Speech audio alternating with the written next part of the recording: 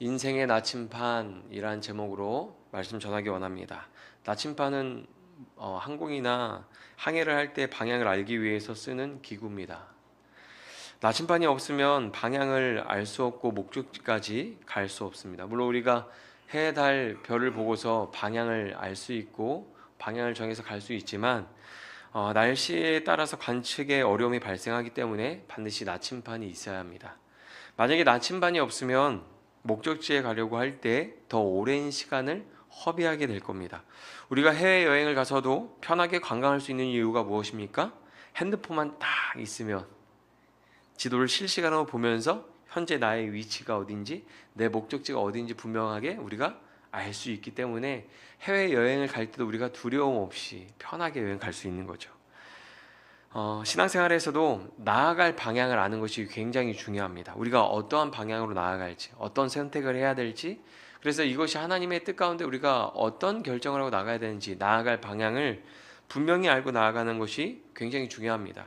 아브라함의 이야기에서도 두 갈래 길이 나옵니다. 페어더미를 의미하는 아이와 하나님의 집을 의미하는 베델을 사이에 두고 하나님을 예배하는 아브라함의 이야기를 통해서 모세는 출애굽한 이스라엘 백성들에게 두 갈래 길 가운데 어떤 길을 선택할 것인지를 묻고 있습니다.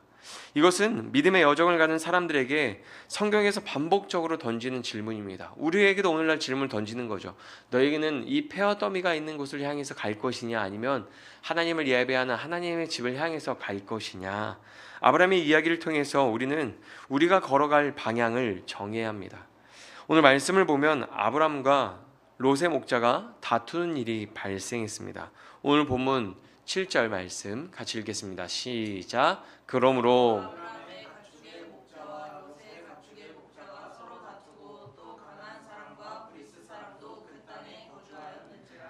아멘.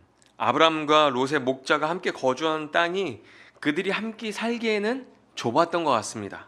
그 지역에 아브람과 롯 외에도 가나안 사람과 브리스 사람도 거주하고 있었기 때문입니다. 그런데 이 내용을 볼 때 조금 의아한 부분이 있어요. 왜 아브람과 롯의 목자가 싸웠을까요?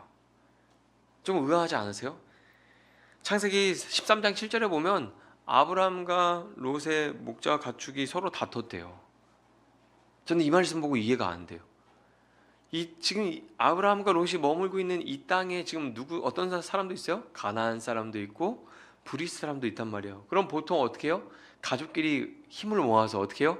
가나안 사람과 싸우던 브리스 사람과 싸우던 그 사람들의 영역을 좀 이렇게 뺏거나 차지해야 될 것 같은데 그 사람들한테는 아무 말도 못하면서 자기들끼리 집안 싸움을 하고 있는 거예요. 부족함을 느끼니까 서로 더 많은 것을 가지고 차지하려고 집안 싸움이 일어난 것을 보여줍니다. 이게 좀 의아한 부분이죠. 둘이 힘을 합치고 연합해서 가나안 사람이랑 싸우던가 브리스 사람이랑 싸우면 화합이 일어날 거 아니에요. 더 연합하고 결속이 일어날 거 아니에요. 그런데 그렇게 하지 않았다는 거예요. 성경은 이 갈등과 다툼이 어디에서 시작되었는지 보여줍니다.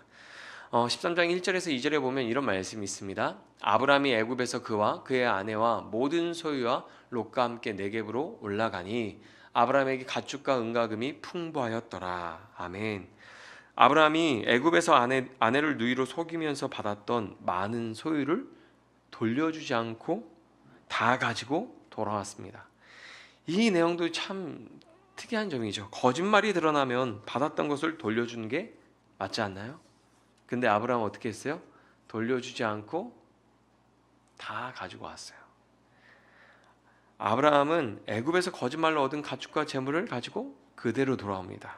여기에서 아브라함의 현재의 수준, 현재 그 모습이 드러나는 거죠. 그는 탐욕의 땅에서 하나님의 부르심을 받고 나왔지만 여전히 그 땅의 습성을 따라 살아가는 모습을 보여줍니다. 하나님의 말씀을 따르는 것보다 탐욕을 따라서 선택하고 행동하는 모습이 아브라함에게도 있었던 겁니다. 이런 모습이 우리에게는 굉장히 아브라함이 믿음의 조상, 믿음의 아버지여서 굉장히 거리감이 있는, 예를 들면 교회의 신실한 장로님, 정말 저분은 신실하시다. 그런데 좀 거리감이 느껴지는 그런 존재처럼 느껴졌는데 이런 내용을 보면 아브라함이 어떻습니까? 우리 집에서도 볼 수 있을 것 같은 우리 아빠 같은 그런 모습이죠. 탐욕을 따라서 선택하고 행동하는 모습이 아브라함에게도 있었습니다. 그 탐욕을 따른 결과로 집안의 갈등과 다툼이 일어나게 되는 거예요. 많은 재물로 인해서 롯의 목자와 아브라함의 목자가 다툽니다. 이것은 롯과의 문제에서만 발생하지 않고 아브라함의 인생에서 여러 번 발생합니다. 여종 하갈을 취한 것과 이스마엘을 출생한 일로 계속 가정의 불화가 생깁니다. 하나님의 말씀을 따르지 않고 탐욕이나 세상의 방향을 따라갔을 때 겪는 어려움들을 성경 고스란히 담아서 우리에게 보여주고 있습니다. 왜 그럴까요? 우리가 하나님의 말씀이 아니라 자기의 탐욕과 세상의 가치를 따라서 선택하고 나아갈 때 그 끝에는 결국 갈등과 다툼밖에 없다는 거예요. 애굽에서 얻은 재물은 겉보기에는 복처럼 보였지만 사실은 다툼의 씨앗이었어요. 불화의 씨앗이었습니다. 대부분 사람들은 말합니다. 재물이 없어도 갈등과 다툼이 있으니 오히려 재물이 있고 갈등과 다툼이 있는 게 낫다고 말합니다. 여러분 동의하십니까? 재물이 없어도 어차피 갈등과 다툼이 있으니 차라리 재물이라도 있고 갈등과 다툼이 있는 게 낫다. 사람들은 그렇게 이야기하는데 여러분 그 이야기 동의하십니까? 없이 싸우는 것보다 가진 게 많고 싸우는 게 훨씬 편할 수도 있죠. 창세기 13장 5절에서 6절 같이 읽어보겠습니다. 아브라함의 일행 롯도 양과 소와 장막이 있으므로 그 땅이 그들이 동거하기에 넉넉하지 못하였으니 이는 그들의 소유가 많아서 동거할 수 없음이니라. 아멘. 아브라함과 함께 다니던 롯의 소유도 많아져서 더는 함께 살 수 없게 되었습니다. 이러한 현실은 아브라함에게 굉장히 큰 아픔이었을 겁니다. 여러분 생각해 보세요. 사랑하는 조카 롯과 떨어지는 것은 어쩔 수 없는 현실의 문제였습니다.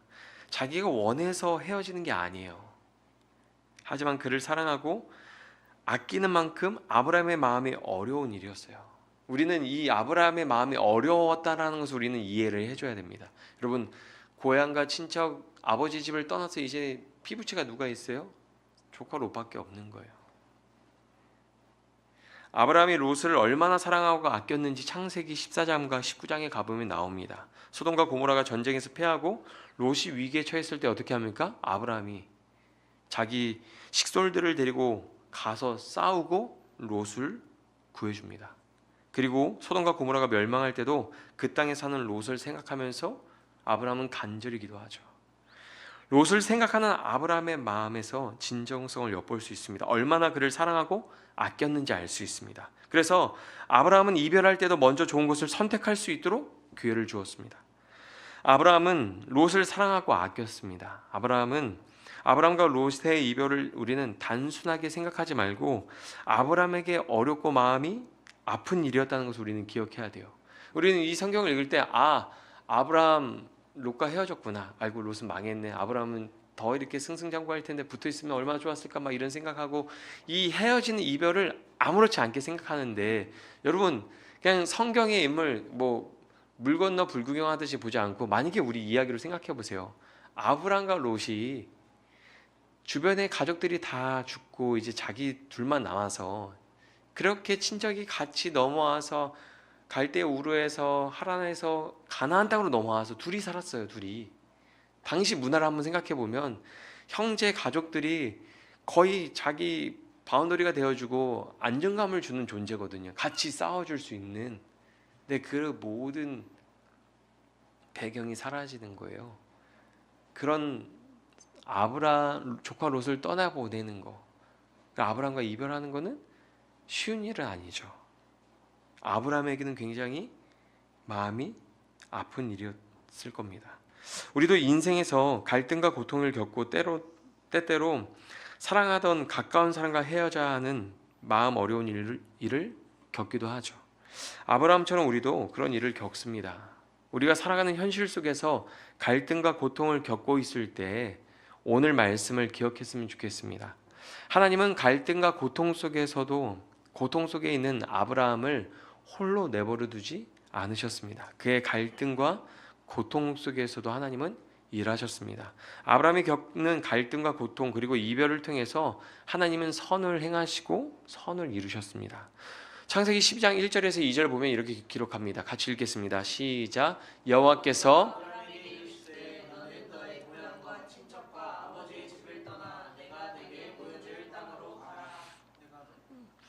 내가 너로 큰 민족을 이루고 내게 복을 주어 내 이름을 창대하게 하리니 너는 복이 될지라. 아멘. 하나님은 아브라함을 부르실 때 고향과 친척과 아버지의 집을 떠나서 약속의 땅으로 가라고 말씀하셨습니다. 그런데 고향을 떠나는 것도 오래 걸렸고 아버지의 집을 떠나는 것도 오래 걸렸습니다. 아버지가 돌아가시고 나서야 아버지의 집을 떠났습니다.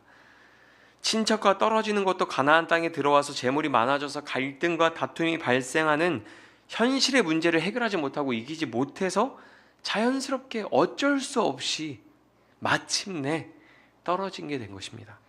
아브라함의 입장에서는 마음이 아프고 속상한 일이지만 아브라함을 인도하신 하나님의 관점에서는 너는 복이 될지라는 말씀을 이루어가는 과정일 뿐입니다. 우리는 우리의 신앙 여정을 돌아보면 우리도 아브라함처럼 갈등과 고통 속에서 이별하고 떠나보내고 버려야 하는 것들이 있습니다. 내가 스스로 할 수 없는 일이었기 때문에 하나님께서 개입하셔서 떠나고 버리게 하신 것들, 떠나보내고 버리게 하신 것들이 있는 거죠. 그 모든 시간을 지나서 돌이켜보면 아브라함을 인도하셨던 것처럼 우리에게 너는 복이 될지라는 말씀을 이루어 가시는 과정입니다. 혹시 갈등과 고통 속에서 힘들어하는 분이 계십니까? 사랑하는 것과 떨어지고 이별하는 과정을 겪고 계신 분이 계십니까? 마음이 어렵고 괴롭겠지만 오늘 아브라함의 이야기가 위로가 되기를 바랍니다. 하나님께서 복의 복을 주시기 위해서 하나님의 선을 이루시기 위해서 인도하시는 가정 가운데 일어나는 일들입니다. 하나님은 그 갈등과 고통 그리고 이별 속에서도 선을 행하고 이루십니다. 그 하나님께 소망을 두어야 합니다. 그 하나님을 바라보고 위로를 얻고 힘을 얻어야 합니다.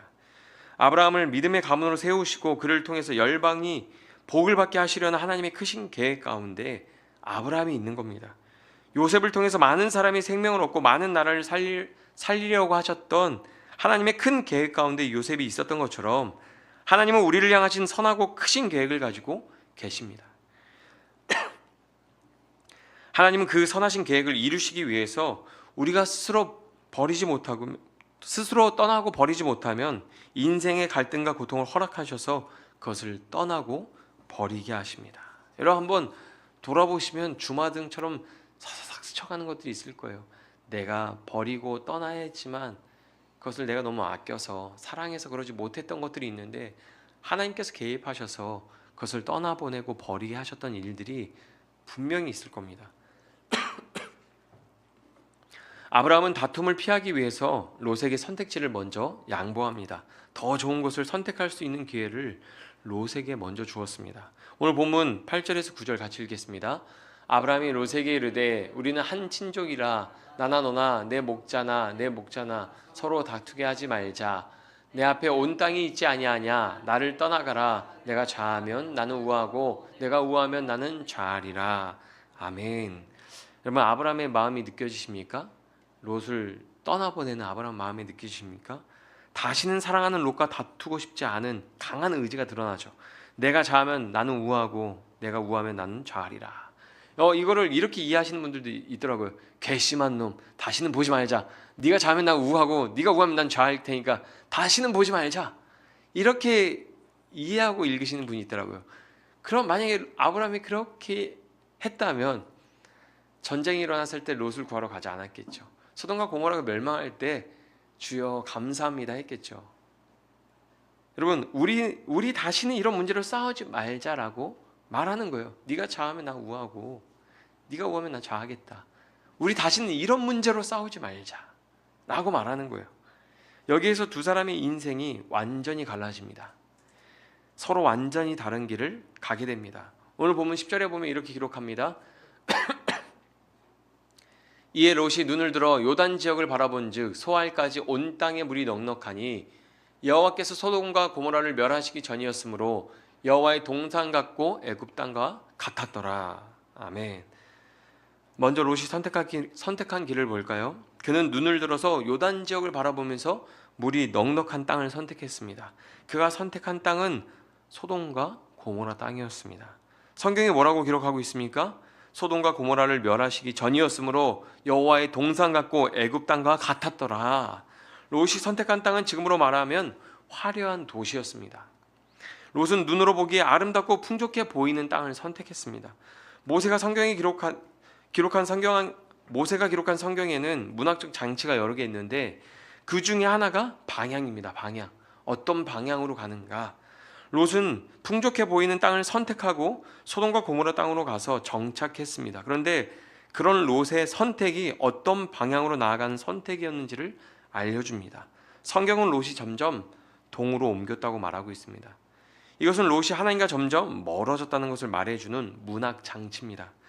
아담과 하와가 범죄하고 에덴 동산에서 쫓겨났을 때도 동쪽으로 향했고, 가인이 아벨을 죽인 후에 여호와를 떠났을 때도 동쪽으로 향했습니다. 그리고 사람들이 바벨탑을 짓고 하나님을 대적했던 것도 동쪽이었습니다. 성경은 롯의 선택이 동쪽으로 향하는 선택이었음을 말해주고 있습니다. 오늘 본문 11절입니다. 같이 읽겠습니다. 그러므로 롯이 떠난지라. 아멘. 롯의 선택이 하나님과 멀어지고 하나님을 떠나는 선택이었다는 것을 알아듣지 못할까봐 또 마지막 쐐기를 박아서 이렇게 기록합니다. 13절입니다. 소돔 사람은 여호와 앞에 악하며 큰 죄인이었더라. 지금 롯이 선택한 땅이 점점점 동으로 옮겨갔더라. 이 문학 장치에 대한 의미를 알아듣지 못할까 모세가 뭐라고 말하는 거예요? 롯이 선택한 땅은 여호와 앞에 악하며 큰 죄인이었다 라고 말하고 있는 거예요. 여러분, 롯이 눈으로 보기에 아름답고 풍족해 보여서 선택한 땅이 어떤 곳이었습니까? 여호와 하나님께 악을 행하는 사람들이 모여있는 죄인의 소굴이었습니다. 여러분, 멀리서 보고 잘못된 선택을 할 수 있죠. 잘 모르면 우리가 멀리서 봤을 때 잘 모르기 때문에 잘못된 선택을 할 수 있습니다. 그런데 가까이 가서 보고 경험하면서 잘못된 선택이었다는 것을 깨닫게 되면 어떻게 해야 할까요? 어떻게 해야 됩니까? 나와야죠. 식당에 갔는데 원하는 메뉴가 없다. 간판 보고 들어갔는데 어떻게 해요? 나와야죠. 우리가 멀리서 보고 잘 모르고 실수로 잘못 선택해서 가까이 가서 경험했을 때 이게 잘못됐구나 라고 느끼면 어떻게 돼요? 나와야죠. 다시 그곳을 떠나야죠. 그곳에 나와야 합니다. 그런데 롯은 어떻게 합니까? 그곳에 정착했습니다. 정착했어요. 베드로후서 2장 7절에서 8절에 보면 이렇게 기록합니다. 같이 읽겠습니다. 무법한 자들의 음란한 행실로 말미암아 고통당하는 의로운 롯을 건지었으니 이는 이 의인이 그들 중 거하며 날마다 더 불법한 행실을 보고 들음으로 그 의로운 심령이 상함이라. 아멘. 8절만 다시 읽겠습니다. 이는 이 의인이 그들 중에 거하여 날마다 저 불법한 행실을 보고 들음으로 그 의로운 심령이 상함이라. 아멘. 롯이 정착한 땅에서 불의한 사람들의 행실을 보고 들음으로 의로운 심령이 상했다고 말합니다. 그의 정체성과 신앙을 잃어버리며 고통을 당했지만 그는 터전을 옮기지 않았어요. 여러분, 이게 굉장히 충격적인 사실인 거예요. 잘못 선택했어요. 근데 그 땅에 가서 롯이 어떻게 살았어요? 그의 불법한 행실을 보고 들으며 의로운 심령이 상하고 고통을 당하면서 그 땅에서 지냈는데도 불구하고 그 땅을 떠나지 않았어요. 왜냐하면 그곳을 에덴 동산처럼 좋은 곳으로 여겼기 때문이에요. 오늘 본문 10절에 이렇게 기록합니다. 이에 롯이 눈을 들어 요단 지역을 바라본즉 소알까지 온 땅에 물이 넉넉하니 여호와께서 소돔과 고모라를 멸하시기 전이었으므로 여호와의 동산 같고 애굽 땅과 같았더라. 당시 사람들이 소돔과 고모라를 어떻게 바라보았는지 기록해 놓은 말씀입니다. 물이 많아서 여호와의 동산 같다고 말하는 것도 있지만 사람들이 보기에 아름답고 풍요로운 지상 낙원처럼 보였던 곳입니다. 그곳을 애굽과 동일하게 바라봅니다. 당시 사람들이 에덴 동산처럼 바라보고 애굽처럼 바라보는 곳이 소돔과 고모라였습니다. 그런데 오늘날에도 많은 그리스도인이 롯과 비슷한 시선으로 바라보고 비슷한 선택을 합니다. 눈으로 보기에 좋아 보이고 마음에 흡족한 것을 선택합니다. 하지만 성경에 기록된 롯의 선택은 하나님과 멀어지는 선택이었고 인생이 페어더미가 되는 선택이었습니다. 소돔과 고모라가 훗날 어떻게 됩니까? 흔적도 없이 사라지게 됩니다. 롯은 세속적인 그리스도인의 모습을 반영하고 있습니다. 세상에서 고통을 받으면서도 결코 포기하지 못하고 끝까지 그 땅에서 자리를 옮기지 않습니다. 왜냐하면 그 땅을 사랑했기 때문이죠. 이런 모습이 현대 그리스도인에게도 있습니다. 눈으로 봤을 때 아름답고 탐스러워 보이고 풍요로움을 안겨줄 것 같은 것들을 우리는 선택합니다. 그 방향을 향해서 우리는 달려가죠. 하나님 말씀의 근거에서 선택하지 않습니다. 기도하지 않습니다. 우리에게 어디가 에덴입니까? 아름답고 풍족해 보이는 땅이 에덴이 아닙니다. 하나님이 계시는 곳이 에덴입니다. 하나님이 말씀하신 곳이 에덴입니다. 하나님과 친밀한 교제를 누릴 수 있는 곳이 우리의 영적 에덴입니다. 만약에 세상의 아름다움과 풍요를 바라보고 선택한다면 우리의 신앙생활에서 갈등과 고통은 끊이지 않을 것입니다. 롯처럼요. 롯이 선택한 그 땅에서 어떻게 살았어요? 불법한 행실을 보고 들음으로 계속 그의 의로운 심령이 상하고 고통을 당하면서 계속 그 고통 속에서 살았단 말이에요. 반면에 아브라함이 선택한 길을 보십시오. 오늘 본문 14절에서 16절에 보면 이렇게 기록하고 있습니다. 같이 읽어보겠습니다. 롯이 아브라함을 떠난 후에 여호와께서 아브라함에게 이르시되 너는 눈을 들어 너 있는 곳에서 북쪽과 남쪽 그리고 동쪽과 서쪽을 바라보라. 보이는 땅을 내가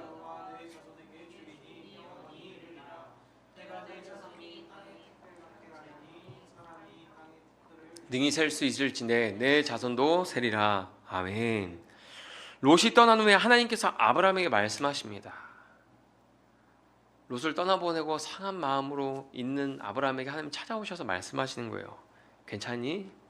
걱정하지 마. 눈을 들어 봐봐. 내가 보이는 땅을 다 내가 너와 내 자손에게 줄 거야. 한번 쭉 봐봐. 오늘날로 따지면 금융치료가 일어난 거죠. 너희가 보이는 땅을 다 내가 줄게. 하나님께서 위로해 주시는 거예요. 아브라함 찾아오셔서. 여러분 생각해 보세요. 하나님께서 아브라함 찾아오셔서 내가 밟는 땅을 내가 다 너에게 줄게 라고 했으면 포기했을 거예요. 보세요. 내가 밟는 땅 다 내가 너에게 줄게.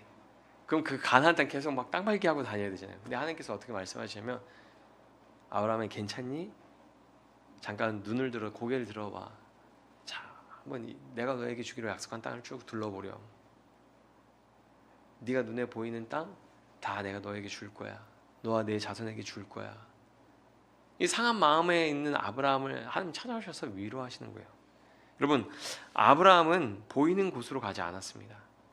자기 눈에 보이는 아름답고 풍족한 땅으로 가지 않았습니다. 하나님께서 보여주시는 곳으로 갔습니다. 믿음은 보이는 곳으로 가는 게 아니라 하나님이 보여주시는 곳으로 가는 겁니다. 내 눈에 아름다워 보이고 성공이 보장된 길을 가는 것이 아닙니다. 하나님이 보여주시고 인도하시는 길로 가야 합니다. 하나님이 아브라함에게 꽉 막힌 숲에서 보이는 것을 다 주시겠다고 약속한 게 아니에요. 생각해 보세요. 하나님이 갑자기 딱 나타나는데 우리 혹시 이렇게 숲이 우거진 산 속에 가서 아브라함아 고개 들어봐. 내가 너희한테 보이는 것을 다 줄겠는데 옆에 딱 돌리는데 나무가 가로막고 있고 옆에 봤는데 또 나무가 있고 얼마 먹고서 막 다 시선이 차단된 그곳이 아니에요. 산과 골짜기가 훤히 들여다 보이는 가장 높은 곳에서 산과 골짜기가 훤히 들여다 보이는 그 헤브론 산지에서 보이는 것을 다 내가 너에게 주겠다고 약속하신 거예요. 우리 잠깐 지도를 볼까요? 헤브론이에요. 여기가 헤브론. 저 지도 보면 어떻습니까? 그냥 이렇게 지도가 그냥 저기가 헤브론이 저 위치에 있나 보다. 그럼 이제 옆에 있는 지도를 보면 좀 이렇게 관심이 있으면 헤브론 지형이 조금 높았나 보다 이렇게 알 수 있잖아요. 근데 좀 더 자세한 지도를 보면 이렇게 돼 있어요. 당시 그 지역이 산과 골짜기가 많은 지역인데 헤브론의 어떤 지형의 특징 보면은 지금 이 요단강 건너왔을 때 이 지역 안에서 헤브론이 가장 높은 산지예요. 헤브론, 베들레헴, 예루살렘 쭉 있죠. 헤브론이 가장 높은 산지예요. 생각해 보세요. 가장 넓은 산지에 올라가서 하나님이 말씀하신 그 땅들을 내려다 보는 거예요. 사방이 뻥 뚫려 있어요. 시선이 내가 보이는 땅을 내게 줄게라고 말씀하셨을 때 한번 상상해 보세요. 아브라함이 어디까지 보고 있을까요? 가장 높은 산지에서 다 보고 있는 거예요. 숲과 땅, 골짜기 다 내려다보면서 하나님의 말씀을 듣고 있는 거예요. 사실 믿는 사람들이 들으면 우아할 수 있죠. 저는 이 지도를 통해서 이 내용을 딱 이해할 때 와, 그냥 막연하게 들리잖아요. 내가 보이는 땅 다 너에게 줄게. 우리한테 그런 말 한 사람이 없으니까. 우리 얼마나 우리 뭐 명절날 아니면 생일날 뭐 인터넷에 나오는 영상 보면 생일날 호 불어서 떨어지는 돈 다 가져가거나 뭐 이렇게 손에 붙는 거 돈 이렇게 잡히면 다 가져가게 하면 우와 되게 좋게 됐다 막 이러잖아요. 근데 하나님께서 그냥 네가 밟는 땅은 다 내가 너에게 줄게라고 말씀하신 게 아니라 내가 너에게 보이는 땅 다 너에게 줄게라고 하시는데 그 위치와 장소가 어디냐면 가장 높은 헤브론 산지에서 모든 것을 다 내려다볼 수 있는 곳에서 말씀하시는 거예요. 우린 이 말을 들으면 우아할 수 있죠. 와, 하나님이 아브라함에게 그렇게 말씀하셨구나. 하지만 믿지 않는 사람들이 들으면 코웃음을 칠 수 있는 상황이에요. 왜냐하면 아브라함이 자리 잡고 살던 곳은 국제도시처럼 크고 화려했던 곳이죠. 도시예요, 도시. 부르심 받은 후에 하나님이 보여주신 곳은 어떤 곳입니까? 아까 지도에서 봤죠. 산과 골짜기 뿐이에요. 어디예요? 시골. 우리는 우와 하나님이 그렇게 말씀하셨구나 우와 하고 은혜 받을 수 있지만 세상 사람 들으면 코웃음 치는 이야기죠. 도시를 떠나서 시골에서 이거 준다고? 그런데 아브라함은 하나님이 보여주신 그 자리에 자리를 잡고 하나님을 예배했습니다. 오늘 본문 마지막 절 같이 읽어보겠습니다. 이에 아브라함이 장막을 옮겨 헤브론에 있는 마므레 상수리 숲에 이르러 거주하며 거기서 여호와를 위하여 제단을 쌓았더라. 아멘. 여러분, 아브라함은 세상 사람들이 코웃음 치면 애대할 수 있는 그 땅에서 자리를 잡고 하나님을 예배했어요. 여러분에게 무엇이 더 중요합니까? 아름다워 보이고 풍요로운 세상에서 성공하는 것과 하나님 앞에 온전한 예배를 올려드리는 것 중에서 무엇이 더 중요합니까? 선택의 갈림길에서 어디에 더 우선순위를 두고 선택하고 계십니까? 아브라함은 하나님이 부르신 자리에서 예배하는 걸 선택했고 롯은 눈으로 보기에 아름답고 풍요로운 땅을 선택했습니다. 여러분, 롯은 세속적인 그리스도인의 모습을 보여줍니다. 하지만 롯이 현대교회에서 오늘날 이 현대교회에서 신앙생활을 하는 사람이었다면 그는 성공한 그리스도인으로 비춰지면서 간증도 하고 여기저기 이름을 알리는 사람이 되었을 거예요. 생각해 보세요. 왜냐하면 롯은 자신이 원하는 바대로 소돔과 고모라에서 성공한 사람이 되었기 때문입니다. 여러분 창세기 19장에 보면은 롯이 성문에 앉아 있는 사람이었다는 것을 알 수 있어요. 천사들이 소돔과 고모라 심판하러 들어갈 때 성문에 누가 앉아 있냐면 롯이 앉아 있어요. 여러분 성문에 앉아 있는 사람은 당시 재판관이나 당시 그 지역 유지였던 사람입니다. 롯은 세상에서 나름 성공하고 자리를 잡은 사람이었다는 뜻이에요. 그러나 하나님을 떠난 그의 끝은 폐허와 같은 인생이었다는 것을 성경은 보여줍니다. 그의 인생이 화려하고 아름다운 그 풍요로운 도시에서 성공한 사람인 것처럼 보였지만 결국 그의 인생의 끝은 폐허더미만 남게 되는 거예요. 아무것도 남는 게 없어요. 반면에 아브라함은 어떻습니까? 롯과 헤어지고 20년이 넘도록 여전히 산꼭대기에서 살아가요. 여러분 목자로 성공하려면 어떻게 해야 돼요? 가축들이 먹을 수 있는 넓은 들판에 가서 마음껏 먹이고, 그렇죠? 그렇게 해야 되는데 20년이 넘도록 산꼭대기 골짜기에서 머물러서 지낸단 말이에요. 롯은 도시에서 유지가 되고 나름 성공한 사람이 되었는데 아브라함은 20년 동안 산꼭대기에서 나그네처럼 살아갑니다. 아브라함이 하나님을 선택한 결과입니다. 세상의 아름다움과 풍요를 버리고 하나님의 집에서 하나님을 예배하는 삶을 선택한 결과입니다. 이것이 우리가 신앙생활에서 겪는 어려움이죠. 우리 하나님의 집에서 하나님을 예배하는 것을 선택했는데 오히려 하나님의 말씀을 떠나고 하나님과 멀어져서 사는 사람들이 세상에서 화려한 스포트라이트를 받고 성공한 것처럼 보일 때 우리의 신앙은 흔들릴 때가 있죠. 여러분 롯은 하나님과 멀어지는 길을 선택했지만 사람들이 부러워하는 화려한 세상에서 유지가 되고 성공하는 삶을 사는 것처럼 보입니다. 하나님의 집에서 예배하는 삶을 선택한 아브라함에게는 오랜 시간 동안 아무것도 이루어진 것이 없습니다. 하지만 결국 탐욕을 따라 방향을 정했던 롯은 그 끝에서 폐허더미가 되었고, 세상의 아름다움과 풍요를 따르지 않고 하나님이 보여주신 길을 선택했던 아브라함은 성경의 이름을 남기는 사람이 되었습니다. 믿음의 기준이 되었고 하나님이 약속하신 대로 복이 되었습니다. 여러분, 롯은 눈으로 보았고 아브라함은 믿음으로 보았습니다. 롯은 자신의 눈을 나침판으로 삼았습니다. 반면에 아브라함은 하나님의 말씀을 나침판으로 삼았습니다. 여러분, 인생의 나침판은 무엇입니까? 무엇을 기준으로 방향을 정하고 걸어가십니까? 신앙생활을 하면서 우리는 수많은 선택 속에서 살아갑니다. 그때마다 하나님과 가까워지고 예배하는 삶을 선택할 수 있기를 소망합니다.